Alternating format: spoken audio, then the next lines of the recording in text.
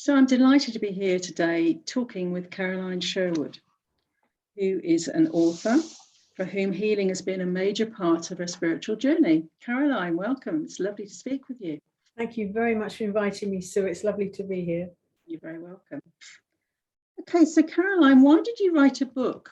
And, who are your target audience? Yeah, well, I'm something of a diarist and a chronicler. So from very young, I always kept journals, and the journaling wasn't just about keeping notes of what was happening, but it was also trying to keep up with myself and process things. So writing journals became also part of a healing journey for me. And at a certain point, I guess I must have been early 30s, I realized that it was as though my life was about more than me.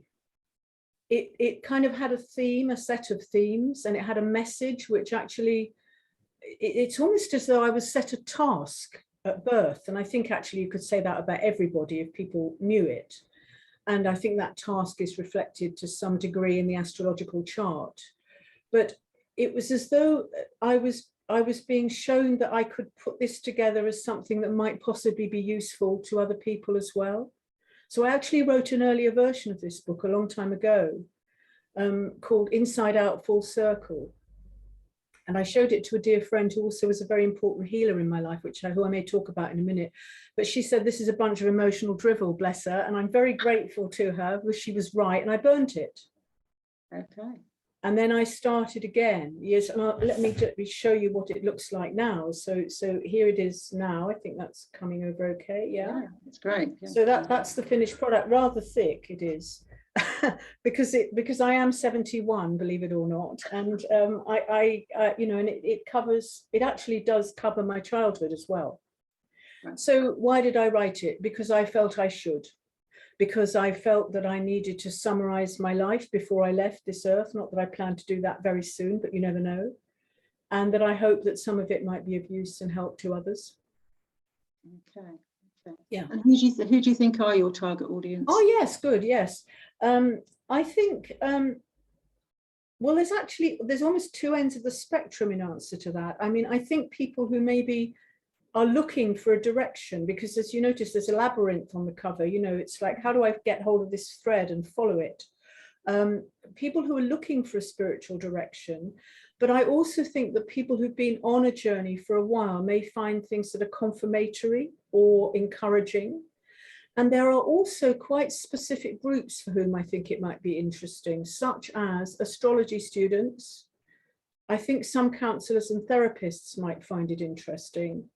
And possibly even people who are interested in the whole business of writing memoir, and specifically spiritual memoir.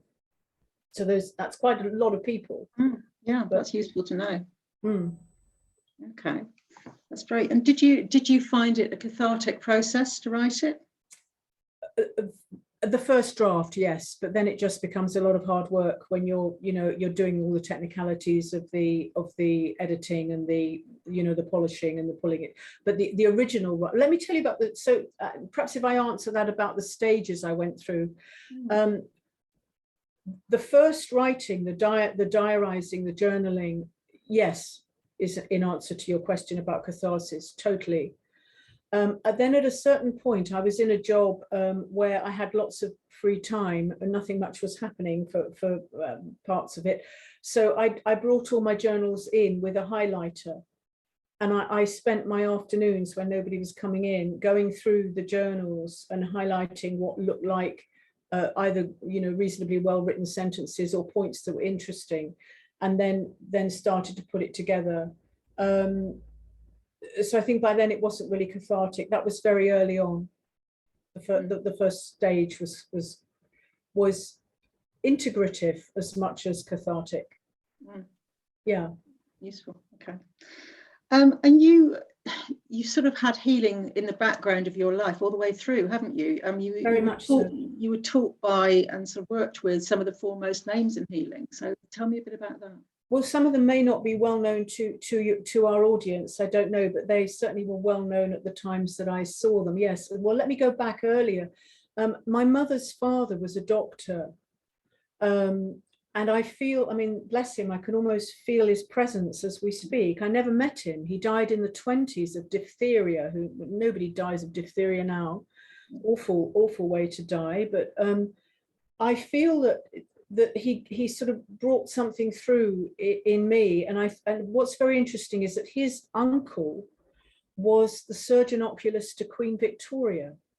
Oh, wow. This is in the book, actually. When I go back to remember my ancestors, there's a chapter called Turning to Greet the Ancestors. And when I found out about Dr. George Lawson, who was Queen Victoria's physician, I think it was that line of the family that fed into my grandfather. So there's medicine in my genes, put it like that. I'm trying to remember how, when I first started getting a feeling for healing. Well, I think, I turned up at the Centre for Bioenergy in London in 1972, looking for a therapist. So there was always a sense that what I was looking for was not in the mainstream, was not in what shall we say, conventional Western allopathic medicine. Mm. So then my first important teacher, who I met in 1973, his name was John Gary, and I could talk for hours about him, but I'll talk briefly, because he was extremely psychic. He was extremely clairvoyant, and he trained. The only way you could train in those days was with spiritualists. So because this was the 50s, the 40s and the 50s, so he trained in spiritualist churches. And he became a charismatic healer on public platforms in the 50s. So, it would be like in the north of England, people would either be a big banner across the street, they'd all pile into the town hall, and he would give platform healing to individuals. People would come up. I mean, even to the extent that he would sometimes, he told me of when he would break crutches over his knees, and people who'd literally come up onto the platform on crutches would walk free away down the aisle. And once even he managed to restore speech to somebody who was dumb. I say he, but the powers that be. Yeah. But then, if you can put up with me talking more at length about this, it's quite important, because what happened was he noticed that next year he'd come back to the same town, and the same people had come back through the door on crutches. Oh. So what he began to realize was people don't need healing, they need education. Right. So he started to get interested in, what constituted a healthy human being. And that led him into meeting later in the 50s, a Burmese Buddhist monk in Manchester. This is a long story and it's all in the book. But he had basically trained in Buddhism, in meditation in the end, and became a meditation teacher. But he had an extraordinary gift, which was that he would sometimes see a map on the body of, this happened with me sometimes, so I had direct experience of this. It's almost like he'd see the meridian grid. I mean, he did have Chinese energy, if from his past incarnations, I'm sure of that. He had a very Taoist kind of frequency about him. So he would see this map, and there would be intersecting points which would be flashing in red. And if you put a gentle thumb or finger on one of those points, the pain would vanish. And I had experience of that one day, because I said, "What did you do? What did you do?" And he said, "Oh, I just saw a point flashing, and I just put my finger on it." So he was extraordinarily gifted. And so I was very, blessed and privileged to attend many sessions where we were taught how to send what we in those days called absent healing. Yeah, what did you ask me? So what was the kind of connections? Yes, so some of the important connections. I did at one point a very interesting training with something called silver mind control, which I have mixed feelings about now, but they did have a very good absent diagnostic system where you would bring up the image of the person through their name, and you would scan the body, and you'd be able to locate, if you were working physically, where to go. And that served me well for a while to do healing, for doing healing myself. I'd like to also share with you some of the other memorable healers that crossed my path. One of them was Ken Page. He's still alive, bless him. He was doing something called multidimensional cellular healing then, I think it was called, but it's called heart and soul healing now. He's American. Yeah, I was going to say that's American, isn't it? Yeah. Ken had an amazing awakening. I mean, have you heard of Drunvalo Melchizedek? I don't know if you've, yeah, Flower of Life. Well, Ken is actually Drunvalo's nephew, which is an interesting link energetically. But he had an amazing awakening. I mean, he was a millionaire. He owned resorts, and then everything flooded, and he had a big, sort of breakdown experience. And then he was taken to a pyramid. I mean, he went on some kind of journey to a pyramid in South America, and a whole load of energies awoke. Anyway, I had very, very powerful sessions with him when he came to Glastonbury. He came to England. I mean, I won't go into the details. Some of it is in the book. And then there was another extraordinary man who is also has an appendix all to himself in the book, called Chris Thomas, who lives in Wales. Chris is not working as a healer anymore, but he was a very unusual man. I went to see him first in Exeter, and some of the knowledge that he had, very technical psychic surgery. He didn't, you know how some psychic surgeons appear to be putting their hands physically into the body and removing matter. He didn't do that. It was more of a psychic penetration, but he did have the ability to rearrange things at a very deep level in the body. And some of this may sound a bit wacky to some people listening, but I'm quite happy with it. Some of his information came from non-terrestrial teachers. Wow. And they actually turned up when he was working. They told him what star system they were from. Some of the star systems didn't even have names, they just have numbers. And they would show him some very, very fine stuff. And my personal thing, I mean, I don't want to give too much about the book because I'd like people to buy the book. You want people to buy, yeah. Yeah, but I will share, actually. I mean, he did an amazing piece of repair work on my heart. Wow. On my energetic heart center. I don't mean my physical heart. My physical heart has always worked very well. I have a jolly good heart, actually. But the story of what had happened to my heart center over the centuries, a lot of that's in the book too. And he put his finger on it and said, this is absolutely, wrecked. And he fixed it. And it was really noticeable afterwards that that whole area was different. That whole area of my being was different. And I sent a lot of people to him. So I've met some weird and wacky people, and those are two that spring to mind. On the other hand, I have had teachers who weren't interested in. I mean, John de Ruyter was a very important teacher of mine. Who there is a chapter about him in the book too, and he has a wonderful saying, which is, "People don't need healing." Now, that's an interesting philosophical statement. Okay. And actually, he's quite right. Because his fundamental statement is awesomely okay as is. In other words, we are actually already whole. So healing isn't it? I mean, when you think that the word comes from hal, the old English word that means whole. So what is healing? It's allowing, it's no longer identifying with those things that move us out of a sense of wholeness. I mean, I think that's what it is energetically. Obviously, there's a lot more to it than that when you come to what happens physically. But the physical thing is only like the last stage of the process, in my opinion. Yeah. And if you can catch it higher or deeper or more original or prior, I don't know how you want to say that, but if you can catch it before it comes down into that level, I mean, you know exactly what I'm talking about, Sue, obviously, then you have a chance of changing the course of destiny, literally. And that's really healing. So in a way, I agree with John. We don't need healing. We just need to realize we're already whole.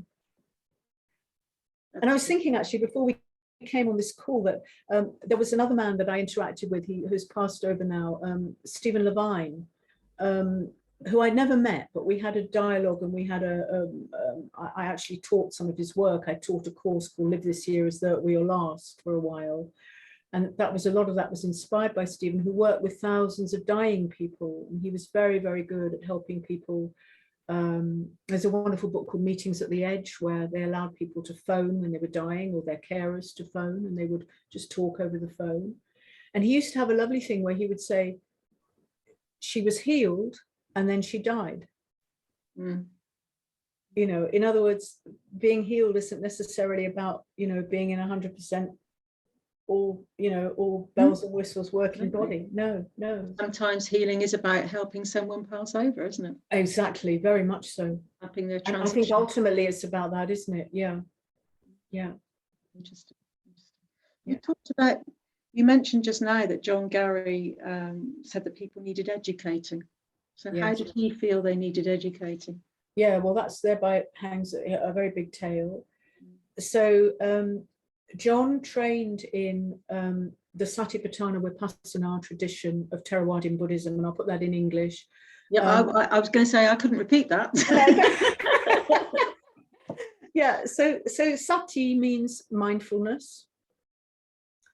It's a buzzword now, but it wasn't when I did it in 1973 when I started it. And I say it means, it's been translated as mindfulness. And patthana means the setting up of the way of. So the setting up of the way of mindfulness, and vipassana means insight.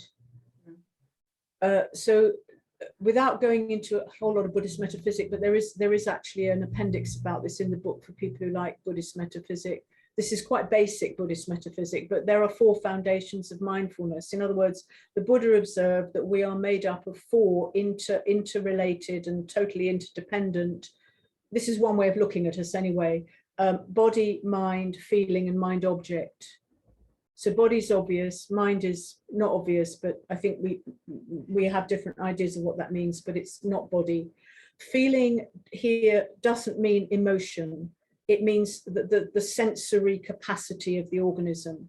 That's related to body. And then mind object is related to mind. What's mind object? Well, you know, that glass is now, as I focus on it, the object of my mind. So the training, oh gosh, the training is to become aware of each of those individually, but also aware of how they interrelate and how we are made, how we come into manifestation through them. And most importantly, the freedom we have in the way that we choose to manifest, because they're all very flexible, they're not fixed. This is Caroline speaking now. This isn't, you know, this isn't out of a Buddhist textbook. But so John trained in Theravada Buddhism and then set up in actually the day, I think it was the day or the week before I met him in Southwest France in 1973, he set up the Sati Society to teach this, because the Buddha had said, this is the way that leads to the end of lamentation. This is the only way, he said, actually, you know, that leads to the end of grief, the end of lamentation.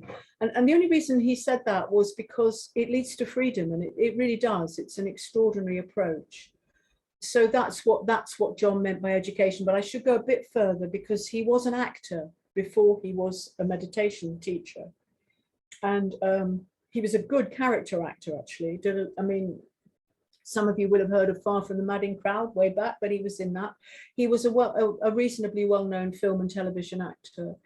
And he made a very good observation, and this rings very strongly for me because my parents were in the theatre and I have a drama degree. So I know a little bit about the theatre, and there's stuff in this book, again, about that, quite a bit about that. But what John noticed was that there is quite a parallel between the endeavor of the actor and the endeavor of the meditator. So the actor observes people in order to reproduce them on stage. You know, actors sit in cafes watching people, listening to accents, and then they bring it forward in rehearsal. The meditator observes people, but also more importantly, him or herself, in order to know myself. I observe myself in order to know myself and to liberate myself. So John set up a studio in Manchester where the Buddhist monks taught actors and actors taught the Buddhist monks. Oh. And it was very interesting. So his trainings were far from, what shall we say, conventional. Yeah.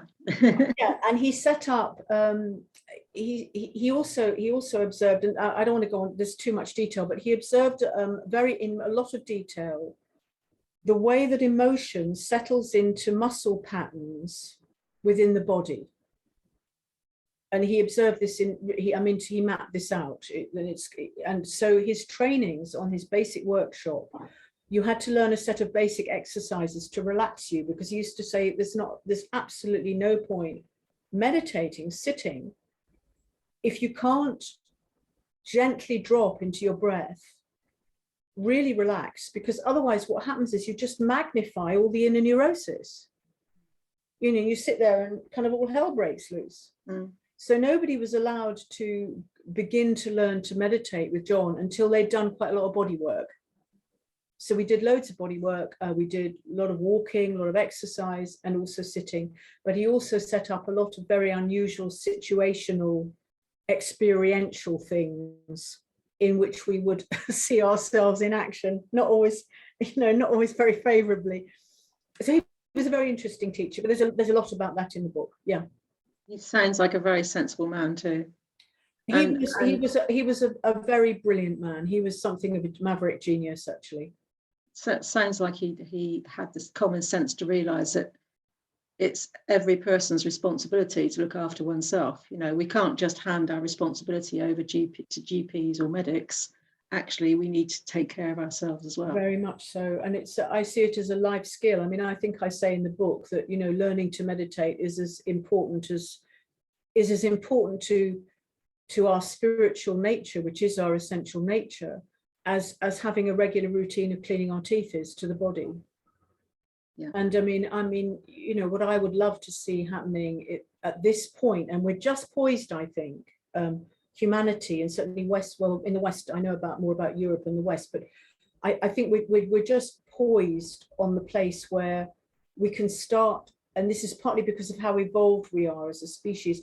I think we can start to bring together, yes, you're nodding, you're already getting it, lovely, bring together all the different threads of healing and of medicine to create a model that really reflects what we are as human beings.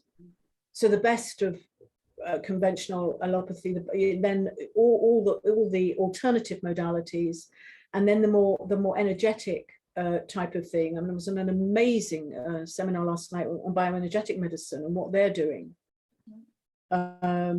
So they've got ways of scanning, and they've got, well, anyway, there's so much, but we need to weave it together. Yeah. And it needs to be publicly funded and free at the point of access, just as the one we have now is. I'm with you there.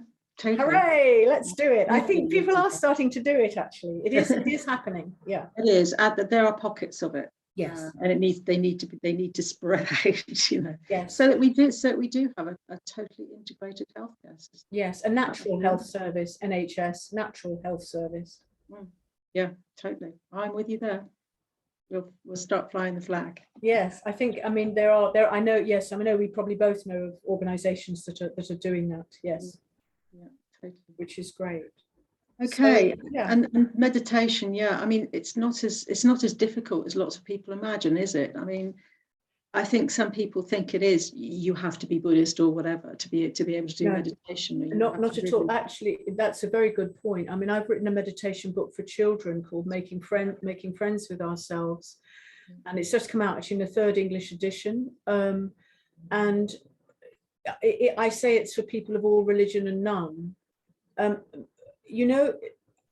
In a way, our natural state is meditative. So I think meditation is about helping people to discover how to just rest in themselves, and then to open the awareness to whatever is occurring. There's a very nice phrase in Tibetan Buddhism, actually, in which I have some experience, a little training in Tibetan Buddhism, which is meditation isn't, getting used to is. And let me just open that in case that's a bit obscure for somebody watching, but it's like you don't have to do anything. It's more that you just have to get used to how you are when you stop doing. We're always doing busy. And when you just, and people say, oh, I can't stop thinking. You don't need to stop thinking. It's not about that. Thinking will actually quieten down if you just let yourself be. You said it, Sue, just to let yourself be. And and of course, what John realized was that a really quick way to that is through the body, is through the breath, is through the embodiment. If you can calm the embodiment down, then the mind follows suit. And in the traditional Buddhist way, you kind of have like two wings of meditation. One is calm and one is insight. And it is just a fact that if you calm, there's just something about how we're wired, that if you calm the being down, just naturally let it settle, insight arises. And the reason that isn't maybe familiar to many is that the mind is so busy and everybody's rushing about trying to achieve scrabble. John used to talk about the forward circle. We make this forward circle in the body, and he used to actually teach us to make a backward circle with the breath. So you actually start, you can see what I'm doing, you're undulating through the body. And that opens you up to a very different kind of energy flow. Yeah. That's fascinating. And there are so many more people nowadays. I mean, you know, what we've all been through in the last few years and what we're going through now with the conflict, you know, people are really affected by that. And if they only realized how simple some of this self-healing is by doing a daily practice, by sitting and by literally, whether it's 5 minutes or whether it's half an hour a day, or however much they can spend, it would just help them so much. Absolutely. I think, you know, and I think something like your book for children is absolutely wonderful. You know, wouldn't that be wonderful? And again, there are pockets of meditation being taught in schools, but it is, you're right, it is coming in, and it is definitely. And I wanted to just mention a couple of things there. My book actually has 20 exercises, so it is, again, it's not all about sitting meditating. They're life skills. They're all to do with all aspects of a child's life. And I was also going to say that later in the year, I'm doing a mind, body, spirit event locally, and I'm offering a talk called Learn to Meditate in 20 Minutes. And yeah, why not? It's possible. Excellent. Yeah. So how much is your book and how do people buy it? Where do they buy it? Well, you just need to put Following a Thread of Gold into any search engine. It's available through, you know, it's online. It's it's at Waterstones. It's in all good bookshops, and it's $14.99. Excellent. There's also an ebook which is cheaper. I can't remember how much that is, but there is an e-version too. Lovely, but it's available quite freely. Oh, very much so. If you put Following a Thread of Gold, you'd be delighted to see. I'd be delighted to see loads of links come up. Yeah. But in the end, it's about your book sounds very much about raising awareness of healing. That's what we're all about. That's what the Confederation of Healing Organisations is all about, and that's certainly what Healing Awareness Week is about. And that's what we're doing with this. Yes. Promoting it through Healing Awareness Week. So yeah. Yes. Thank you, Caroline. Thank you so much for talking today. You're very welcome. Lovely to hear a bit about the book, and I will definitely be reading it. Wonderful. I'd love to hear your views when you have. Yes, Great. thank you very much. Okay, so bye bye for now. Bye bye. Thank you, Sue. Bye bye.